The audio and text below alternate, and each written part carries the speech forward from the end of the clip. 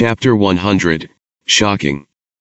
Towards dusk, the two ministers walked on the palace road. Thinking back to what was discussed in the imperial study, they were all a little silent. After a long time, seeing that there was no one in front of him, no one spoke. "Did you say that young Master Xie didn't say that word at that time? Was it intentional or unintentional? Who knows? But I wonder if no one mentioned it at the time, but we shouldn't have heard it, right? Isn't that nonsense? But why isn't anyone mentioning it? How do you know no one mentioned it?" The man who spoke first had a sharp pang in his heart, as if he had thought about it, and was shaken. The other tapped him on the shoulder. As if relieved, he asked, "Since you have heard it, why don't you mention it upwards?" The man replied, "I feel in my heart, the home mansion is too pitiful." The other sighed, "Well, isn't that the end?" The man still didn't understand. "I just don't understand, young Master Xie, what is it for?" The other laughed. "Who do you think young Master Xie is?" The man said without thinking, "The court's capable ministers, the pillars of the society, strategizing, and far-sighted." The other said, "Then do you think he would say such things to get himself into trouble?" The man froze. This kind of thing would not be done by normal people, let alone a wise and resourceful person who is in danger. After thinking about it deeply, I somehow felt a little cold. The wind was cold, and both of them put their hands into the sleeves of their official uniforms, gradually approached the palace gate, and went out of the palace. However, there are still a group of cabinet ministers gathered in the imperial study. It was getting dark, and the lamps were already lit.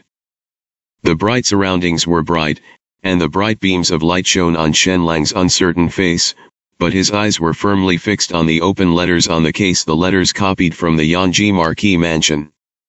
Several cabinet ministers who really spoke to the DPRK and China stood with their heads bowed down. The light flickered slightly, causing their shadows to shake along with them. Yan Ting, the first assistant of the cabinet, was very old, his eyelids drooped, and he was already a little sleepy, seeing Shenlang staring at those letters for a long time, calculating the time to get to the palace gate, seeing that no one else next to him had to speak, he had to sigh in his heart, and he spoke first. "These letters are all from the connection between the Yanji Marquis mansion and the Pingnan Wang's opposition to the party. Maybe it is just to hide people's eyes, or it may be that the home mansion was deceived by the anti-party, 20 years ago. How can there be such conclusive words?" Xiao Yuan, the Duke of Dingguo, saw these letters when he was raiding the home mansion, and he was uneasy, and he hadn't slept well in the past few days and nights, so that his eyes were full of red bloodshots, which looked very terrifying. Hearing Yan Ting's words, he couldn't hold back, and almost immediately stepped forward. At this time, there was obviously some annoyance in his voice. What Yan Ji said is that it is a fact that the home mansion has a connection with the anti-party, and 20 years ago when the king of Pingnan besieged Beijing, my child who was less than 7 years old died tragically under the knife of the chaotic party.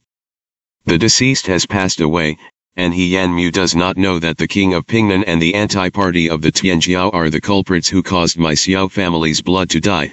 Knowing that he is still conspiring with the tiger skin like this, how vicious his heart is, and his heart can be punished. These letters are just to find some excuses for the connection with the anti-party of the king of Pingnan, but in fact, they secretly collude with the anti-party and intend to rebel. Enough. Surprisingly, Shenlang's patience seemed to be particularly lacking today, and when he heard the two of them say a few words, he directly slapped the table hard. His face was as heavy as water, and his voice was a little gloomy. "It's best if the correspondence is fake, but what if what King Pingnan said against the party is true?" Xiao Yuan met Shenlang's gaze, thinking that if the child really didn't die, if he was really taken away by the head of the heavenly sect, he suddenly shuddered at this moment. Almost all of the ministers in the imperial study were old ministers of the court, and they had never heard of the palace secret 20 years ago, but they also had their own speculations based on clues. Listening to Shen Lang's words now, he was silent and didn't dare to speak.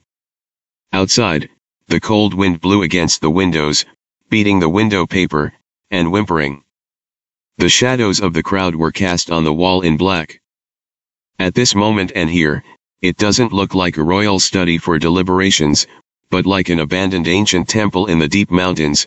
The wind is rushing, galloping like a mountain ghost crying at night, plainly making people feel that there will be a dead soul that has been sealed in a coffin from the grave, stepping on the blood all over the ground to collect debts from the living. Xie Wei stood quietly in the corner, the shadow covering half of his figure. The people were silent. Shen Lang finally thought of him, turned his gaze, looked at him and said, "What does Mr. Xie think?" Xie Wei raised his eyes at this time, bowed slightly, but said, 20 years ago, King Pingnan's rebellion against the party, the minister didn't know very well, but I don't know what the problem is with this letter. Thinking about it, if the son is still alive in the world, it is God's mercy, and it is right to congratulate the grandfather of the country on having the news of his beloved son again. When he said this, Xiao Yuan's face almost became the color of pig liver. The rest of the people in the study were all different in complexion. But then I was relieved when I thought about it. Xie Wei is a person from Jinling, who has lived in Jiangnan since he was a child, and did not arrive in the capital until he was 20 years old to catch the exam. After Xie Wei finished speaking, he also looked at the faces of the others, and he didn't know if he felt that he didn't know that it was inconvenient to say more, so he changed the conversation and said, "But the minister thinks that the top priority is not to pursue these letters." Today, the minister saw that there was an excerpt on the side of the Fuzi of Bijan, saying that a group of heavenly sect missionaries had been captured in the villages and towns around the capital, and there were as many as 30 people, and I don't know how to deal with them. When Shen Lang heard this, he said, "Good catch." He stood up, paced a few steps in the imperial study with his hands behind his back, and said, "Then press them into the heavenly prison, and take turns with the criminal department and the Jinyi guard, and you must try things out of their mouths." Xie Wei then said, "Yes." Shen Lang still needs to ask in detail. But at this time, a eunuch came outside, and attached to the ear of the eunuch Wang Xinyi, who was the master of ceremonies, said a few words. Wang Xinyi's eyes widened, his face was surprised and happy, and he hurriedly asked, "Really?" The eunuch said softly, "The hospital is sure that it has been saved, and the Queen Mother let me report it, seriously." Shen Lang frowned and asked, "What's the matter?" Wang Xinyi smiled, held the dust in his hand, walked up and bowed to Shen Lang, and said loudly, "Congratulations to the saint, congratulations to the saint." Shen Lang was stunned. The eyes of the ministers in the imperial study fell on Wang Xinyi. Wang Xinyi continued, "When Jiu Niang of the Fixiang Palace is pregnant, and the pulse that has just been diagnosed by the Tai hospital, the queen has come to report the good news to the saint." The expression on Shen Lang's whole face changed, and there was an unbelievable ecstasy, and he couldn't help but grab Wang Xinyi hard and ask, "Really, really?" Wang Xinyi said, "Really, can you believe it when you go and see?" At this moment, where does Shen Lang remember any national events?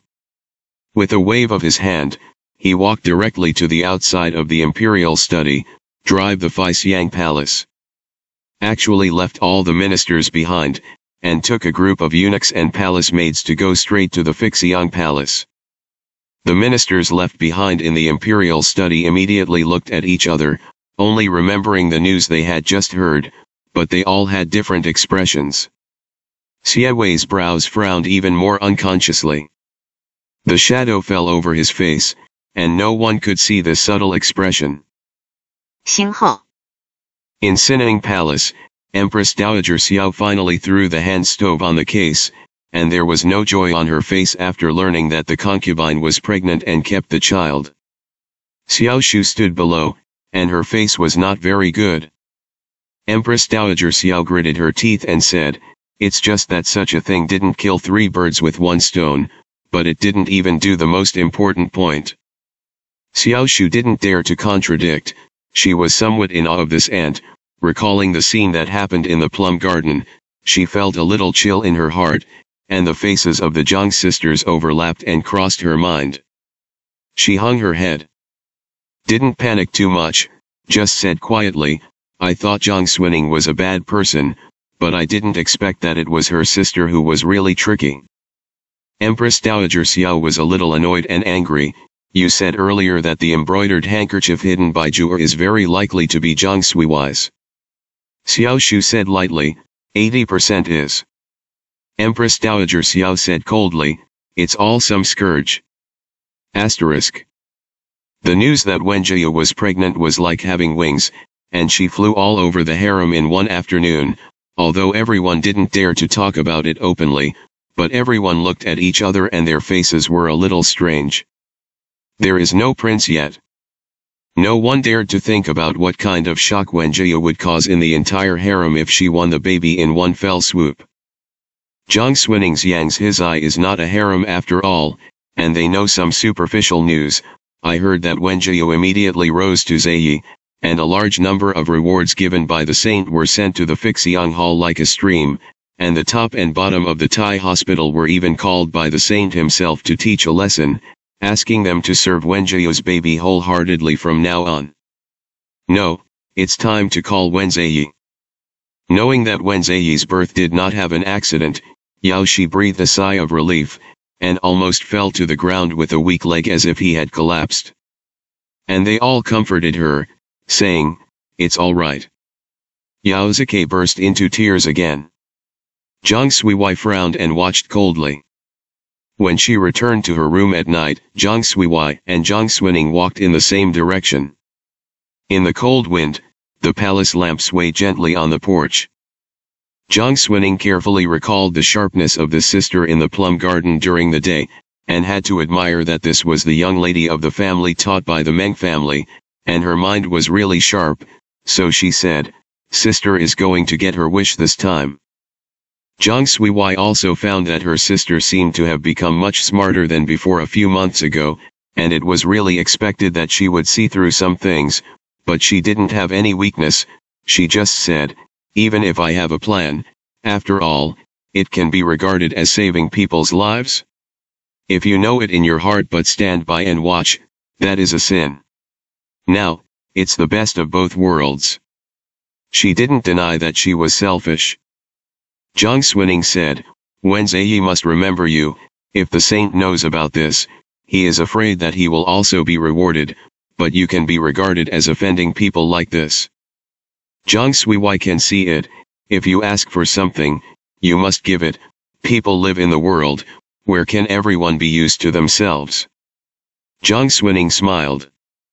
Her room was a little more front, and she had already walked at this time, so she stopped, looked at Zhang Suiwai and said, "Then I want to wish you good luck," and then without saying much, she pushed open her door and walked in.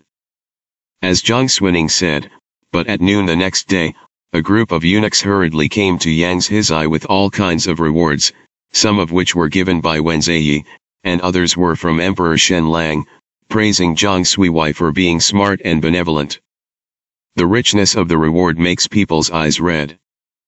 However, on the contrary, there was another sentence on the holy decree, mercilessly reprimanding Yao Shi, who was also present yesterday and was also a companion of Yang's Hizai, who was so timid and unceremonious that Wen Zaiyi's wu mare had an accident, and ordered her to pack up her things and leave the palace immediately, but he directly ordered her to be expelled from the list of companions.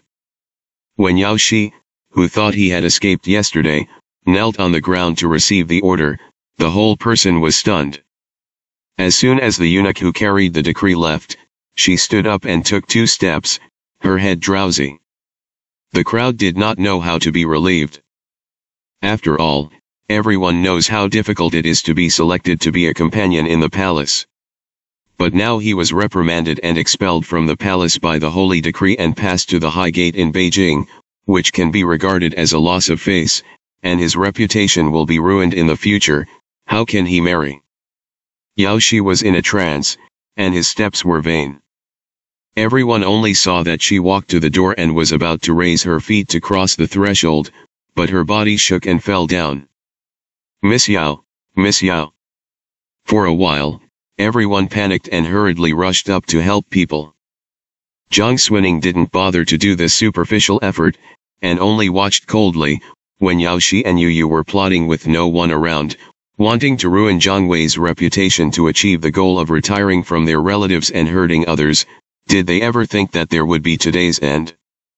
Cause and effect are connected, and they deserve it. Her gaze turned away from everyone, but she looked at another person in the flowing water pavilion who didn't rush forward to help people. Xiao Shu.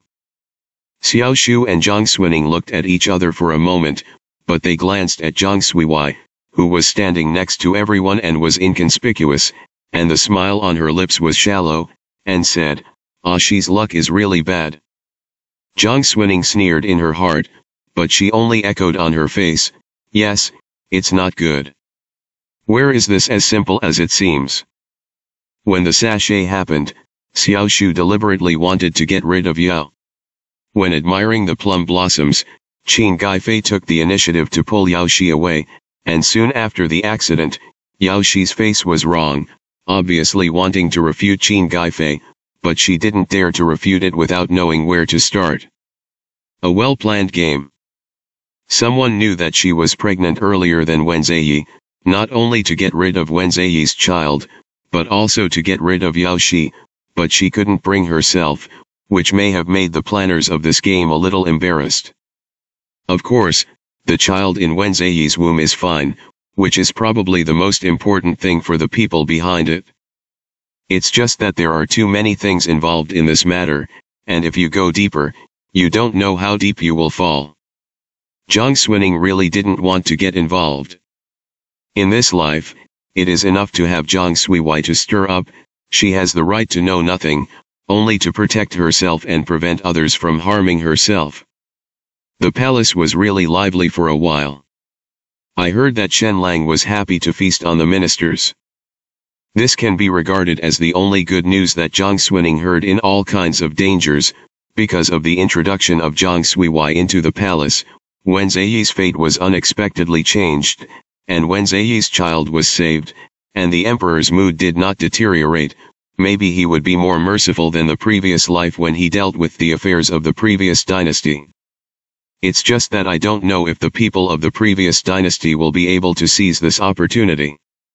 After all, the harem is full of dangers, and it is still unknown how long Wen Ziyi's child can be saved. One is that the eldest princess of Liang, Shen Zai, is still in the grounding. The second is that there is such an incident as Yao Shi in Yang's Hizai, and the third is that there is an accident in the Yanji Haofa Palace, and the palace is not calm inside and outside, and within 2 days after Wen Ziyi was rewarded, the palace temporarily dismissed the Yang's Hizai people to read, let them go home first, and wait for Her Royal Highness the eldest princess to be grounded before entering the palace. But Jiang Suiwai was the only one left. Said that Wen Ziyi's mother confessed, and asked Jiang Suiwai to live in the Fixiang Hall for a few days and talk to relieve her boredom. It is obvious that this is because of the incident in Miwen that Wen Ziyi's blue eyes. The crowd was not envious. After winning his life, he packed his bags and left the palace. The others were a little apprehensive, but Jiang Xuning breathed a sigh of relief. After everyone else left the palace, they all returned to the house, and what she remembered was that when the Yanji Marquis mansion was in danger, she was afraid that it was also the time to use the money, and when her mind changed, she ordered the coachman to go to the Jinyi Guard Yamen first. Today is the time for Zhou Yin. As soon as he saw her coming, he knew what her purpose was, and personally dismissed the idlers and others, and took her to Yu Fangyian's cell in the name of visiting the prison. Yu Fangyian was reading to the skylight that came in through the window. Jiang Xuning thought that it was the same as in the past, and what she should be looking at was the account book, but she didn't expect to walk over and see that it was a book of travels in Shu, and the name seemed to introduce the customs of Shu. She was suddenly a little surprised. Why do you suddenly look like this? Yu Fangyin didn't know many words, so she struggled to read it, but she was also extremely engrossed, and Zhang Xuning came to her side before she noticed it, and she was startled. However, the next moment was full of joy. Zhang Xuning had never seen such a bright smile on her face, and she was a little stunned for a while. Yu Fangyin bit her lip and said, "What the second girl said last time is that Fangyin has thought about it carefully and has found a way, and if it goes well, she will be able to leave Bafu in less than 2 months." Zhang Xuning was stunned. Really? Yu Fangyin opened her eyes and nodded vigorously.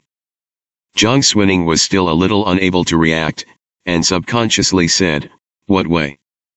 At this moment, Yu Fangyin seemed to be a little apprehensive, and her cheeks suddenly turned red, and her voice was as thin as a gnat and said something. "It's..." Zhang Xuning didn't hear clearly. "What?" Yu Fangyin finally mustered up her courage, and her voice became louder. "I'm getting married." Zhang Xuning felt that she had been struck by lightning, her eyelids jumped, and she had an ominous premonition. She couldn't say a word. Yu Fangyin was afraid that she would misunderstand, so she hurriedly waved her hand and explained, "Don't worry, I'm looking for the Ren Gongzi in Shudi, not a real marriage, a fake marriage. I made a contract with him, and I can reconcile and leave after I get to Shudi. At that time, Fangyin will be free, you can leave Bafu, and you can do things for you with peace of mind. Make a contract, fake a marriage." Zhang Xuning was dumbfounded. She couldn't believe what she had heard. This shocking method was even the Yu Fangyin she knew in her previous life, and she didn't dare to think about it.